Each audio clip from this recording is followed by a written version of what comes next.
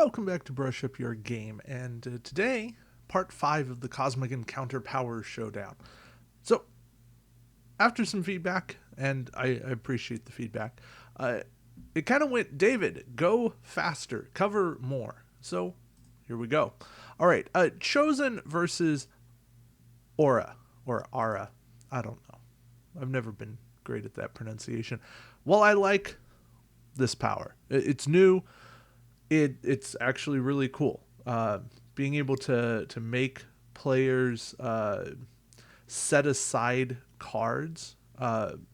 It takes a while for it to actually be any good. Each other player with colony in your system, or in whose system you have a colony, so you have to win before it works. Whereas Chosen's just a power that it gives you extra. It gives you a chance when you don't have a chance. It lets you add. It lets you turn into negotiate situations. It's a winning power. So Chosen, for a lot of reasons. Aura wins some cool stuff with the artwork, but Chosen's moving on. So we can kind of speed things up there. Trickster is this cool. You take a token, you put it in one hand, cover, put them behind your back, that sort of thing. But Trickster is basically a 50-50 game. And it doesn't feel like I'm actually playing the game of Cosmic. It feels like I'm playing a different game. So, Chosen, again, moving on. This is... Trickster has some cool aspects, but nothing to combat Chosen. Now, Laser versus Micron.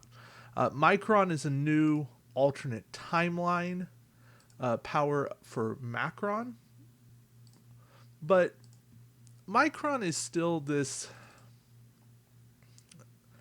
It suffers from the issues that Macron had, which is it's just... It's letting ships just count as more, but you're still limited in your ships. There's nothing better with cards. There's just issues going on. Laser, on the other hand, is a power about blinding your opponent, making them set cards aside, things that they could do or they thought they could do. Now they're not going to be able to do. The Micron Wild isn't very good. The Micron Super, not very good. Laser, while not a great power, is better than Micron. Micron, cool artwork, though.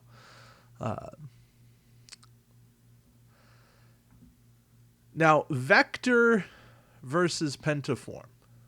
This is one I do actually have to go look at some stuff, because Vector has got to be new. Pentaform...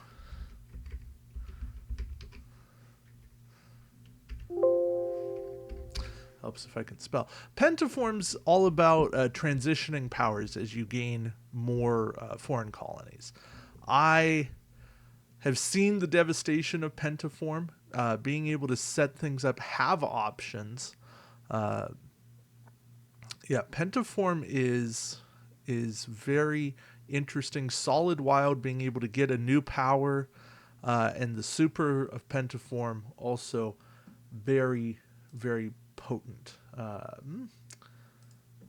you know what? I give Vector has a chance in here. I won't say this is Pentaform's in a landslide, but I need to at least go look up Vector. See, this is my challenge of not having everything new, or all the new stuff memorized, or at least recited. Vector is all about doing more once they're an ally, if the reverse side's face up. So they have a token. They get rewards as though they're on the other side, which is cool, but that's not like my... Ooh, it doesn't excite me. Vector has cool artwork, and it does a lot of cool stuff with cards.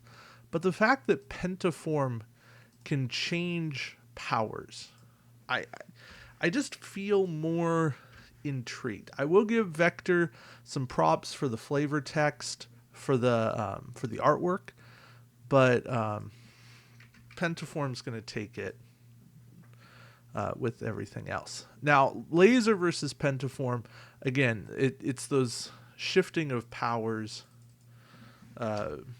Pentaform's going to win it on a lot of stuff. Laser does get props on the artwork, though. So, that brings us Chosen versus Pentaform. This is tough for me. These are two powers I really enjoy, both of them. I really like the artwork on both. And the flares on both are really good, too. Because the Chosen...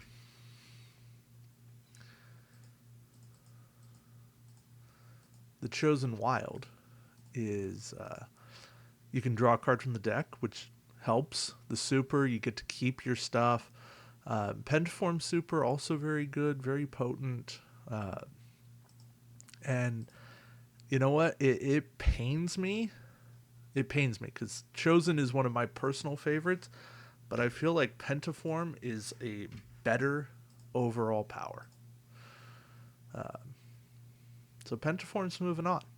And, see, this is the advantage of doing things in a more efficient way.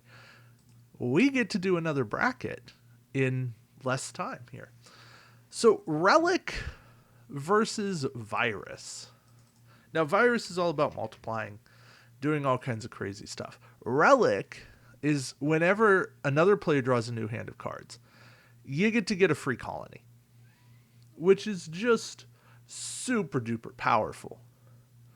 And whenever you draw a new hand of cards, you get all your ships back from the warp. It's really good. Like, Virus is crazy. Multiplying cards by ships. That's crazy, but people stop you. People team up against you. They pull cards out of your hand. They do everything to stop you. Relic is kind of this unstoppable force. And the Relic Wild, when retrieving one or more ships from the warp, return them to any of your home planets, even if you currently have no ships on that planet. It lets you reestablish, keep your power, which is fantastic. The Relic Super, at the start of any player's turn, choose any player other than yourself. That player chooses and discards one card from their hand, which makes Relic closer to getting a new hand, or not Relic closer to using their power. Relic's moving on over Virus. Relic, and it's like, this is a 4-1. Virus wins on the basis of the power text, and not even that. Actually, Virus wins on the artwork, I think, is where it's getting the point. Cavalry versus Negator. Now,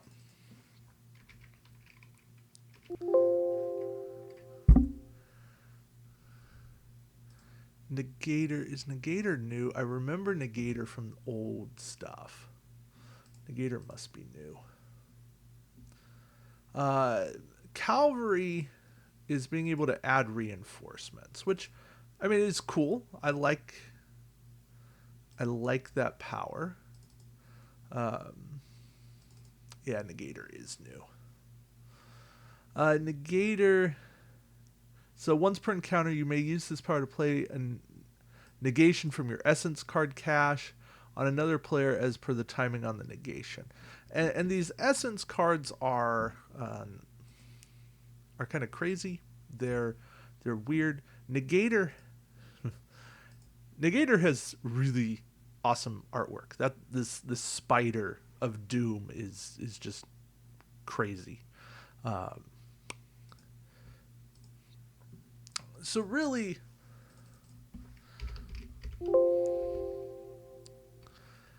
I am trying to spell it. I'm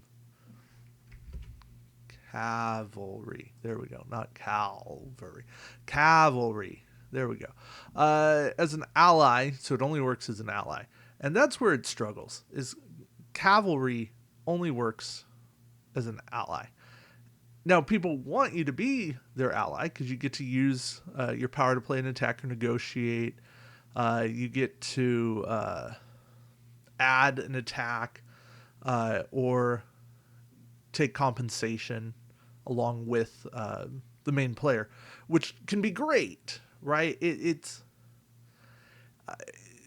This is all about getting more cards and doing more. But the negations, the essence cards that Negator is putting on is just crazy good. The Super on Negator lets them use their power twice, whereas Cavalry's, as a main player, you get to choose a player that you're allied with. That player must play an encounter card to reinforce you. So basically you're saying, hey, you're the cavalry now. You're coming in to help, which is cool, right? It's not a mean super. It's actually a very helpful super.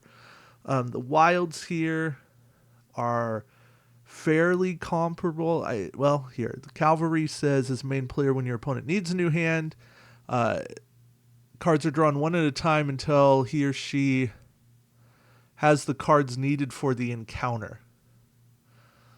And then they get the rest. So that's only when you're the main player, meaning when you're on offense. So that's very rare that the Cavalry Wild's going to come in. The Negator Wild is if you're the main player after cards are revealed, all revealed attack cards with positive value have a negative value instead. Then give this card to the Negator. So you get one time to basically win an encounter, or so you hope. I like that. I like Negator a whole lot more. Cavalry does some interesting things, but Negator's going to move on.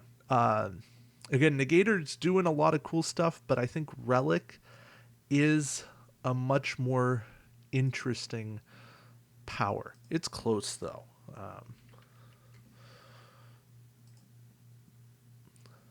Cyborg versus Pygmy. Now, Cyborg. Cyborg gets 3 extra cards on their sheet. And they get to add... So these just exist.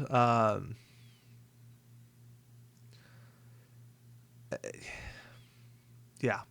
I've never really been the fan of Cyborg, any part of Cyborg. But Pygmy basically turns everything they have into half. Each of their homeworlds are half worlds. There can never be more than 4 ships on any of Pygmy's planets. Pygmies are just annoying.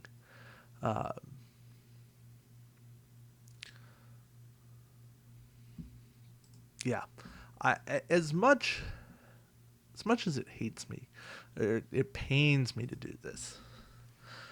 It's going to be Pygmy advancing, but I don't expect Pygmy to move much further. Now, Healer versus Merchant. Healer makes friends with everybody because Healer's keeping ships out of the warp and getting cards for it. Merchant is using cards as ships to get more allies, to get more cards. Merchant very quickly snowballs. I like Merchant as a power. I like the art on Healer. I like the Healer Wild better. I like the flavor text on Healer. Healer makes friendly games. Merchant makes mean, powerful games. And with all of that, I go Merchant.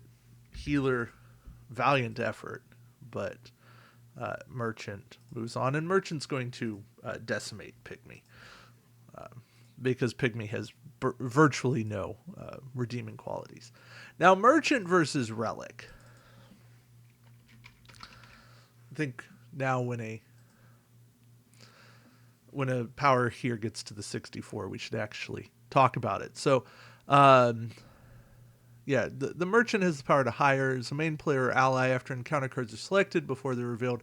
If you have at least one ship in the encounter, you may use this power to play one or more cards face down from your hand as hired ships. These are treated as extra ships you have in the encounter, may be played in addition to your normal maximum of 4 as the offense or as an ally. Hired ships cannot be played for their card effect, are not considered part of your hand. Other players can't look at them. If you lose, these cards are discarded. Otherwise, they go back to your hand. Yeah. Merchant Wild is great as a main player or ally. After encounter cards are revealed, add 1 to your side's total for each card in your hand, plus this card. The super, it's eh. You may replace any or all of your hired ships that survive the encounter with any ships you have in the warp on a 1-for-1 basis. Discard the cards representing the replaced hired ships when you do this. It's whatever. Now, Relic, again, it's more power. It's more colonies. It's chances to win the game.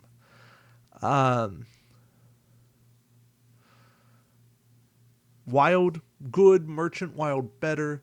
Super, better. So the flares are a wash. Power, merchant's an active power. Relic's a passive power. Timing window goes to Relic. I'll give the points to Merchant. So we're at 3-2 to Relic. Relic gets the artwork point, and we go to history to determine it. So Relic, eons ago, a warlike race of machines swept across the cosmos, conquering one planet after another. However, before they could complete their terrible goal, they began to shut down, seeking refuge in hidden caves and beneath murky seas on countless worlds. Now these machines have begun to awaken once more, ready to continue their ancient dreams of cosmic dominance. Pretty good.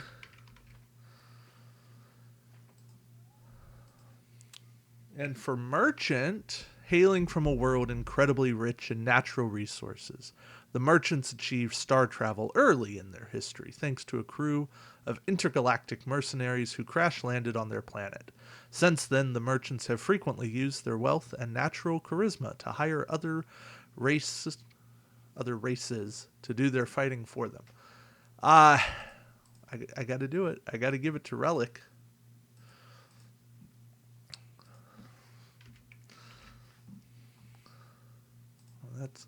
That was close. It's a close battle. I certainly did not expect Pentaform and Relic to come out of here. Maybe Relic, but yeah. So, that all being said, that's another grouping. I think we'll stick with the shortened format, and we'll keep going. That'll shorten things up a bit more. We now have 3 of the 16 groupings done, and we'll keep it going. All right. Thank you all for watching. Till next time, keep brushing up your game. Take care.